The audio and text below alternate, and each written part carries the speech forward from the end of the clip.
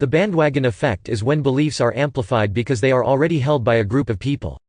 You might have already noticed that people behave differently when they are in groups. It's not difficult to extrapolate this paradigm back thousands of years ago when this sort of bias was much more useful for our ancestors' survival ability. They probably had to develop some sort of bandwagon effect to fight against dangerous animals, other tribes, and things like that. Let's not be so extreme and say that the bandwagon effect is useless in modern society, but today it has a few diminishing returns.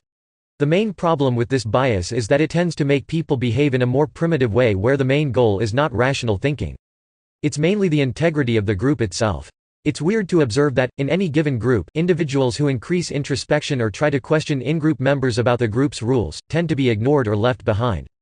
This is not a bad place to be in sometimes depending on where the group is headed. This sort of phenomenon can happen in many ways in the market. The most extreme example is when a trader sees price action get unusually agitated and then, out of mere impulse, he jumps on whatever bandwagon he can see, metaphorically speaking. The group he will subscribe to depends on what he knows already, of course, so if this trader likes to trade based on a raw intuition of what the market is doing tick by tick, for example, that's where his impulse will come from. Believe it or not, many people trade like that in the market, which is a gamble, and needless to say at this point, completely mistaken. The moment-to-moment intuition of what the market is doing derived from the most current tick pulses is a dangerous starting point for your actions as a trader.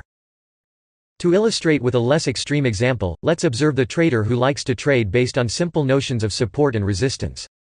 This trader will observe the obvious levels of support and resistance on the chart, and he will prepare himself to act when price gets to those points. If he has no plan of what to do when price does reach these levels, he can simply jump on the bandwagon of the first primal intuition of what the market will do next, which is the same as trading by impulse. All these examples have one thing in common. When traders feel they are missing the bus in the market, they will tend to make any effort, no matter how unrealistically deceptive they might be, just to get in a trade to see what happens.